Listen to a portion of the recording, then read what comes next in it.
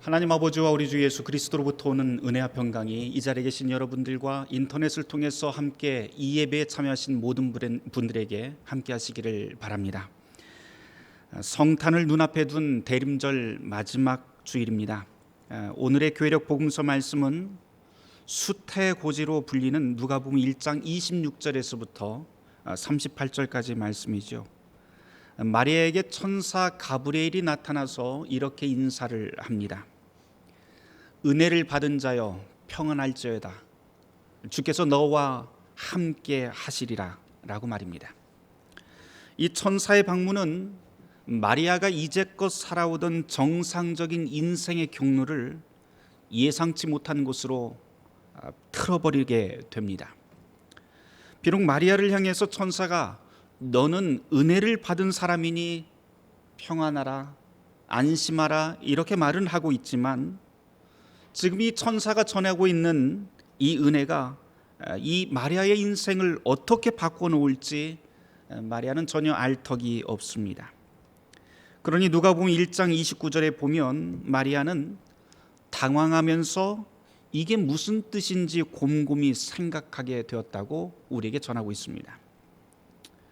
우리 같으면 천사가 나타나서 은혜 받았다, 너는 은혜 받았다 라고 그렇게 한다면 우리 자신에게 어떤 신상에 좋은 일이 생기는 것, 그런 것부터 떠올리게 됩니다. 그렇지만 천사가 마리아에게 지금 전하고 있는 이 하나님의 은혜라고 하는 것은 마리아 자신의 개인적인 이득이나 인기, 특권으로 이어지지 않을 것이 확실합니다. 하지만 이런 사정을 마리아는 전혀 알 턱이 없죠. 그럼에도 불구하고 마리아는 자신의 인생에 불쑥 찾아온 이 하나님의 개입을 놀라움 가운데 깊이 새기게 됩니다. 이걸 달리 표현하면 우리는 하나님의 은혜를 예상치 못한 시간에 만날 수 있고 그 은혜가 어쩌면 우리가 예상하지 못한 곳으로 우리를 인도하실 수 있다라고 그렇게 말할 수도 있을 것 같습니다. 사실 성경을 읽다 보면 이런 하나님의 갑작스런 인생의 개입은 그리 낯설지 않습니다. 성경의 맨 처음인 창세기를 보더라도 그렇죠. 창세기 12장에 보면 하나님이 아브라함에게 급작스럽게 나타나죠. 그런 다음에 그의 인생을 완전히 예상치 못한 곳으로 돌려 세웁니다. 복의 아버지가 되게 만들죠. 또 창세기 16장 7절에 보면 사례를 피해서 도망간 하갈을 광야의 샘물 곁에서 주의 천사가 찾아가는 대목이 나옵니다. 그런 다음에 이 하갈의 길을 다시 되돌리는 사건도 보게 됩니다. 모세도 빼놓을 수 없지요. 모세가 인생을 다 포기한 그 나이가 되었습니다. 그래서 광야에서 양치기로 살던 그때에 거기서 불타는 떨기나무를 만나게 됩니다. 그 한가운데서 천사가 나타났고 말을 건네면서 이제 이 사건으로부터 모세는 민족의 지도자로 거듭나게 됩니다. 이런 예는 사실 성경에 무궁무진합니다. 이렇듯 하나님은 매우 다양한 방법으로 우리의 삶 속에 불쑥불쑥 개입하곤 합니다. 직접 나타나시기도 하시지만 대부분은 하나님의 메신저를 사용하신다고 하는 것을 우리는 성경에서 발견하게 됩니다. 그 메신저가 사람일 수도 있고요. 또는 성경에서 보면 주의 천사 아니면 천사, 주의 사자 또는 천사라고 하는 이름으로 등장하게 됩니다. 이런 하나님의 개입은 언제나 목적이 있고 또 거기에는 그 목적을 이루기 위해서 반드시 내가 너를 지켜주겠다라고 하는 약속도 함께 붙어 있습니다. 이런 신성한 개입을 매우 탁월하게 찬송하는 구절이 시편 34편 7절 말씀인데요. 거기서 시인은 이렇게 찬송합니다. 여호와의 천사가 주를 경외하는 자를 둘러 진치고 그들을 건지시는도다. 여호와의 천사가 주를 경외하는 자를 둘러서 진을 치고 그를 건지신다라고 그렇게 찬송합니다. 주님께서 우리의 인생에 개입하는 목적은 바로 우리를 건지기 위함이고 그 목적을 위해서 당신의 천사들과 그 메신저들을 보내서 우리 주위를 둘러서게 한 다음 우리를 보호해 주신다라고 하는 말씀이죠. 마리아에게도 똑같은 일이 일어납니다. 물론 천사가 왔다고 해서 무작정 좋은 일만 일어나는 건 아니지요. 심지어 하나님의 은혜라고 하는 것은 고정적이고 예측 가능한 삶에서 예측 불가능한 삶으로 인도하는 것을 오늘 우리는 본문에서 보게 됩니다. 아들을 잉태하게 될 것이다 라고 하는 이 천사의 말 이면에는 사실 이 불쌍한 소녀가 임신해서 부딪힐 사회적 부담 그리고 육체적 부담도 우리는 상상해야만 할 것 같습니다. 고대 사회에서 아직 결혼하지 않은 미혼 여성이 임신했을 때 갖게 될 심리적 부담 그리고 사회적 거리감, 조롱 이런 것은 다 제쳐두고라도 마리아의 삶은 순탄하지 않았을 겁니다. 우리가 상상하고 있는 마리아는 늘 낭만적이고 경건의 모델이고 순종의 모델인데 그런 것 대신 사실상은 마리아의 영혼을 잠식하게 될 것들은 어쩌면 수치심 그리고 하나님에 대한 의심 이런 것이 가득했을 것 같습니다. 자기가 선택한 일이 아니잖아요. 그런 일이 아니기 때문에 천사의 수태고지 하나님의 인생의 개입은 어쩌면 더더욱 이해하기 힘든 일이었을 수도 있습니다. 사실 오늘 복음서 본문에서 상상하게 되는 마리아의 인생은 말 그대로 예측 불가능하고 불안하기 짝이 없게 읽힙니다. 그렇다면 오늘 복음서 본문은 그저 이런 불안, 이런 불신만 우리에게 증폭하고 있는 것일까요? 좀 다른 측면에서 오늘 이야기를 좀 풀어가려고 합니다. 오늘 이 누가복음의 말씀을 우리가 함께 읽었는데요. 이 누가복음의 말씀이 참으로 특별한 것은 예수님을 잉태하게 될 것이라고 하는 이 천사의 메시지가 마태복음에도 똑같이 나온다고 하는 사실입니다. 그런데 마태복음과 누가복음을 비교해 보면 아주 확연히 다른 차이들을 몇 가지 발견하게 됩니다. 마태복음 1장 18절에서 25절까지 읽어보면 천사가 수태고지를 하게 되는데 거기서 천사가 나타나서 마리아에게 오는 것이 아니라 남편 요셉에게 옵니다. 그래서 마태복음에서 주인공은 수태고지의 주인공은 마리아가 아니라 요셉이에요. 그리고 마리아는 그냥 이름만 한번 싹 스쳐서 그냥 지나가는 정도입니다. 그런데 누가복음은 어떻습니까? 오늘 우리가 읽었다시피 누가복음에서는 주인공이 요셉이 아니라 마리아가 됩니다. 그리고 이 모든 줄거리는 천사와 마리아의 둘 간에 이어지는 그 대화 그리고 그 다음에 이어지는 마리아의 찬송 이것이 가장 주된 내용이 됩니다. 누가복음을 읽으면서 이런 생각을 해봤어요. 왜 하필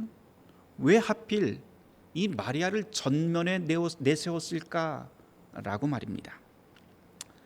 종종 우리는 마리아를 순종적이고 고상한 제자의 모델로 받아들이지만 이미 말씀드렸다시피 현실을 생각해 보면 마리아의 상황은 그렇게 고상하지도 않고요. 낭만적으로 볼 건덕지가 하나도 없습니다. 천사가 마리아에게 전하는 이야기는 모두 다 사실 불가능이라고 하는 상황 가운데 둘러싸여 있습니다. 오늘 교회력 복음서 본문으로 읽었던 그 말씀 바로 윗부분을 보면 마리아의 친척인 사가랴와 엘리사벳의 이야기가 나오죠. 여기도 또 똑같이 천사를 만난 이야기들이 또 등장합니다. 그런데 이 부부의 상황을 한번 보세요. 나이가 너무 들었는데 이 부부 모두 다 나이가 너무 들었지만 아이가 없습니다. 그래서 평생을 소가리를 합니다. 그래서 나이가 들어서 아이를 가질 수 없는 몸이 되어 버렸을 때 엘리사벳이 하나님의 은혜로 아이를 갖게 됩니다. 나중에 그 아이가 주님의 길을 예비하게 되는 세례 요한이 되죠. 그 이야기가 바로 위에서 펼쳐집니다. 이 아이를 잉태했을 때 엘리사벳이 5달을 숨어 있었다고 그래요. 그러면서 이렇게 그 숨어 있다가 이렇게 고백하는 대목이 누가복음 1장 25절에 나옵니다. 제가 한번 읽어보도록 할게요. 주께서 나를 돌보시는 날에 사람들 앞에서 내 부끄러움을 없게 하시려고 이렇게 행하셨도다. 주께서 나를 돌보시는 날에 사람들 앞에서 내 부끄러움을 없게 하시려고 이렇게 행하셨다라고 그렇게 고백합니다. 무슨 말이에요? 바로 하나님의 은혜를 주셔서 그동안 참아왔던 모든 지옥을 다 갚아주셨다라고 하는 말이 됩니다. 그런데 여기서 이 엘리사벳이 5달이나 숨어 있었다고 그래요. 그것은 무슨 뜻일까요? 그 정도로 사실은 믿기지 않는 일이 자기에게 일어났다라고 하는 표현이 되는 것이죠. 이게 바로 누가복음이 오늘 우리에게 전하고 있는 가장 중요한 메시지입니다. 믿기지 않는 일이 일어났다. 분명히 천사가 지금 전하고 있는 말들은 하나님에게는 불가능이 없습니다 라고 하는 말이지만, 그 말을 수신하고 있는 사람들, 그 당사자들은 아니요, 이거는 불가능한 일입니다 라고 하는 탄식으로 계속해서 응답하고 있죠. 노인이 임신하는 일 불가능합니다.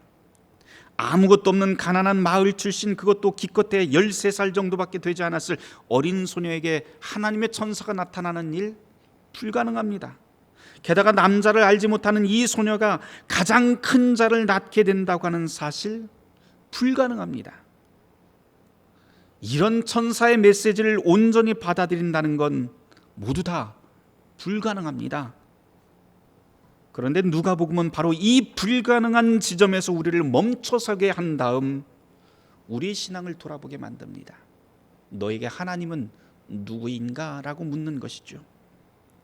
그래서 오늘 말씀이 우리에게 도전하고 있는 대목은 불가능한 것에서 가능한 것으로 만드시는 그 하나님을 믿을 수 있는가? 라고 하는 질문을 우리에게 던집니다. 우리는 머리로는 다 알아요. 우리의 삶에서 모든 것이 불가능할 때 하나님은 가능하게 만드시는 분입니다. 이것이 우리가 믿고 있는 진리이죠. 머리로 알고 있는 진리입니다. 그러나 이런 진리를 머리로 알고 있음에도 불구하고 나에게 이런 일이 일어났을 때 바로 너는 어떻게 반응할 것이냐라고 하는 것을 오늘 이 성경은 우리에게 묻고 있는 것이죠. 이런 물음이 올 때 그렇다고 해서 자신을 속일 필요는 없습니다. 의심이 들면 의심하면 돼요. 믿을 수 없으면 하나님 저 믿을 수 없습니다 라고 답하면 됩니다. 하나님이 나를 통해서 기적을 일으키신다는 것을 의심하는 것, 그렇게 의심한다고 해서 지옥 갈 일은 아닙니다. 걱정 안 하셔도 됩니다. 중요한 건 하나님 앞에 솔직해지는 것이죠. 마리아도 역시 지금 이 본문에서 찬찬히 읽어보면 천사를 만나서 보여주는 그 첫 번째 반응이 솔직한 의심이었던 것 같습니다. 천사가 나타나서 인사를 하죠. 은혜를 받은 자여 평안할지어다. 주께서 너와 함께 하실 것이다. 이런 인사말을 전하자 마리아가 곧장 어떻게 해요? 놀라게 되었다라고 성경은 우리에게 전하고 있습니다. 그리고는 어찌 된 영문인지 돌아보게 되었다라고 하는 것을 29절 말씀에서 우리에게 들려주고 있습니다. 마리아가 지금 천사를 만나서 굉장히 당황을 하고 있는데요. 그 당황한 이유가 무엇인가요? 천사가 나를 왜 찾아왔는지 알 수 없다라고 하는 말입니다. 천사가 나를? 왜 하필 나야? 주님이 나와 함께 하신다고 하는 그 뜻은 무엇이지? 내가 누구인지는 알고 이렇게 찾아오신 건가? 등등. 지금 마리아는 질문, 의심, 당황스러움이 혼란 가운데서 뒤엉켜 있습니다. 마리아는 자기가 어떤 사람인지 알고 있었던 거예요. 우리로 치면 고작 중학교 1, 2학년 정도밖에 되지 않는 나이잖아요. 그리고 뭐 하나 자랑할 것 없습니다.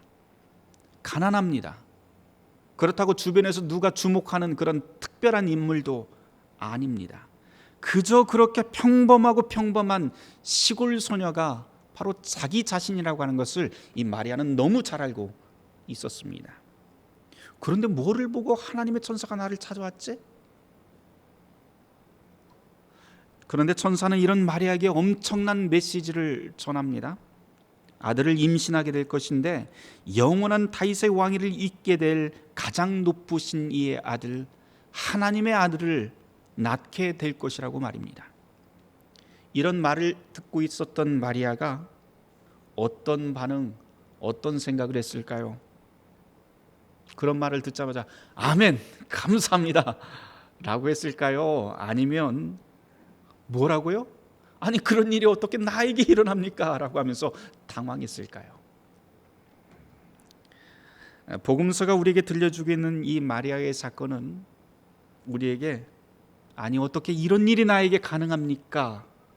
라고 하는 우리들의 불신, 그리고 내가 너와 함께 하겠다라고 하는 하나님의 약속, 우리의 불신과 하나님의 약속 그 사이에서 우리를 긴장하게 만듭니다. 사실 우리가 그렇게 사는 것이죠. 그러나 오늘 이 본문을 다시 찬찬히 읽어보면 그런 일은 정말 불가능합니다 라고 절망한 사람에게 하나님이 찾아온다는 것, 그리고 결국 그분의 약속대로 불가능이 가능으로 이동한다고 하는 사실을 우리는 만나게 됩니다. 오늘의 본문은 시골 소녀에게 마리아의 찬가를 노래하는 선지자로 바꾸고 평범한 마리아에서 비범한 어머니로, 의심에서 확신으로, 불신에서 제자로 급격하게 옮겨지는 마리아의 모습을 보게 만듭니다. 이것이 바로 주님 오심을 기다리는 대림에서 주님이 오신 성탄으로 우리를 인도하는 매우 탁월한 길라잡이의 본문이 됩니다. 마리아의 이야기는 하나님에 대한 우리의 생각이, 하나님을 향한 우리의 생각이 불가능할 정도로 변해야 된다라고 하는 그런 요청을 우리에게 하고 있는 것이지요. 편안하고 화려한 신앙생활에서 구유와 시골, 연약한 소녀, 무력한 아이의 모습으로 성탄하신 주님에게 가는 그 여정은 결코 간단하고 쉬운 여정, 그리고 우리가 넉넉히 이해할 만한 그런 인생길이 아닙니다. 높고 화려한 궁전에서 집 없는 사람들에게로, 높은 곳에서 낮은 곳으로, 안락한 거실에서 거리로, 체제의 중심에서 체제 밖으로 비껴나간 소외의 사람들에게로, 돈 잘 버는 사람에게서 하루 끼니를 걱정하는 사람들에게로, 튼튼한 가정에서 절룩거리는 가정으로, 어른에게서 아이에게로 우리의 관심이 옮겨져야 하기 때문입니다. 사실 이런 일은 지금 우리의 모습 그대로는 불가능한 일이지요. 그러나 이런 불가능에서 가능으로 옮기겠다고 하는 하나님의 약속이 바로 오늘 혼란 속에 있는 우리를 향한 크리스마스의 약속입니다. 사랑하는 성도 여러분, 지금 우리는 매우 혼란스러운 시기를 지나고 있습니다. 하나님이 우리를 구원하시겠다고 하는 성탄의 약속을 듣고 있음에도 우리의 현실은 그 일을 믿을 수가 없습니다. 하나님 정말 계신가요? 라고 하면서 불가능의 상황 속에 놓여 있는 것과 똑같습니다. 그러나 오늘 이 마리아와 천사의 대화를 한번 잘 들어보시길 바랍니다. 천사가 떠나기 전에 마리아에게 이렇게 선언을 하지요. 함께 우리가 찾아서 읽어보려고 합니다. 누가복음 1장 37절 말씀입니다. 같이 읽어보도록 할까요? 대저 하나님의 모든 말씀은 능하지 못하심이 없느니라. 그리고 나서 마리아가 이렇게 응답합니다. 1장 38절 말씀인데요. 마리아가 이르되 주의 여종이오니 말씀대로 이루어지이다 라고 응답을 하게 됩니다. 사랑하는 성도 여러분, 바라기는 이 혼란의 시대에 하나님의 모든 말씀은 능하지 못하심이 없습니다, 그 말씀대로 이루어집니다 라고 하는 이 고백이 저와 여러분들의 복된 고백이 되길 주님의 이름으로 축원합니다. 모든 지각에 뛰어난 하나님의 평강이 그리스도 예수 안에서 너희의 마음과 생각을 지키시리라. 아멘. 이 시간 함께 오늘의 말씀을 묵상하면서 조용히 기도하도록 하겠습니다.